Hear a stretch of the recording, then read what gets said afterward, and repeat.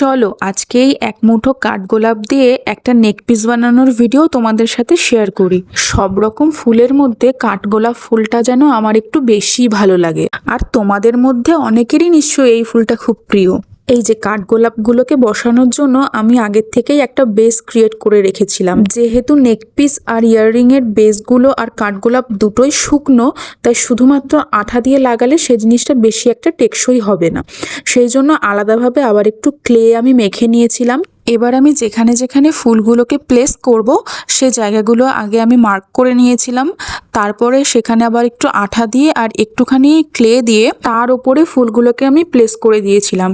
এই পদ্ধতিতে যদি তোমরা যে কোনো জিনিস আটকাও, সে ইয়াররিং হোক বা নেকপিস হোক, কখনোই কিন্তু খুলে আসবে না। কিন্তু আঠাটা দিলে একটু খুলে আসার চান্সটা থাকে, তাই আমি শুধুমাত্র আঠাটা দিইনি।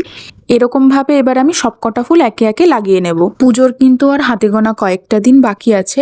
আমার কিন্তু পুজোর অর্ডার নেওয়া স্টার্ট হয়ে গেছে। তোমাদের যাদের যাদের পছন্দ আমার সাথে কন্ট্যাক্ট করতে পারো। পুজোর অর্ডার কিন্তু আমি নিচ্ছি এখন থেকেই।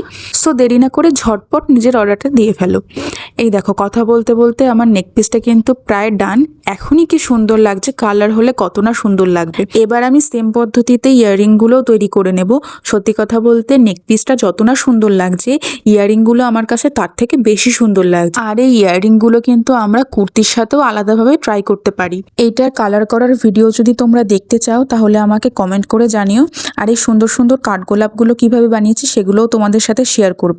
আর এই যে আমার এটা কমপ্লিট হয়ে গেছে, এখানে এখনো টার্সেল অ্যাড করা বাকি আছে, নিচে আরও অনেক কিছু অ্যাড হবে, সেগুলো অ্যাড করা বাকি আছে। সেগুলো আমি নেক্সট ভিডিওতে তোমাদের সাথে শেয়ার করব।